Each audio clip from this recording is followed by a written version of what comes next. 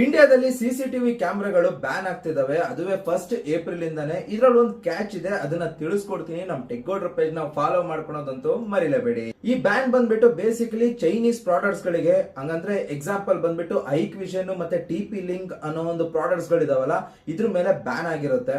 And government ಅವರು ಹೊಸ rules ನ ತಗೊಂಡ್ಬಂದಿದ್ದಾರೆ, STQC ಸರ್ಟಿಫಿಕೇಶನ್ ಅಂತ ಅಂದ್ಬಿಟ್ಟು. ಈ ರೂಲ್ಸ್ ಅಲ್ಲಿ ಎಲ್ಲ ಕಂಪ್ಲೈನ್ಸ್ ಆದ್ರೆ ಮಾತ್ರ ನೀವು ಪ್ರಾಡಕ್ಟ್ ನ ಮಾರಬಹುದು ಅಂತ ಅಂದ್ಬಿಟ್ಟು.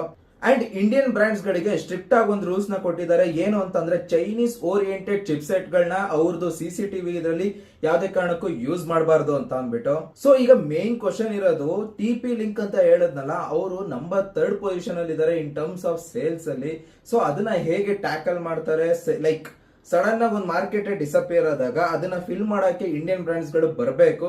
ನೋಡೋಣ ಅವರು R&D ಟೀಮ್ ನ ಹೆಂಗ್ ಇಂಪ್ರೂವೈಸ್ ಮಾಡ್ತಾರೆ to use their own chip set ಅಂತ ಅಂದ್ಬಿಟ್ಟು. ಸೊ ಇದೇ ತರ ಕಂಟೆಂಟ್ ಇಷ್ಟ ಆಗ್ತಿದ್ರೆ ನಮ್ ಟೆಕ್ಗೋಡ್ರ ಪೇಜ್ ನ ಫಾಲೋ ಮಾಡೋದಂತೂ ಮರಿಬೇಡಿ.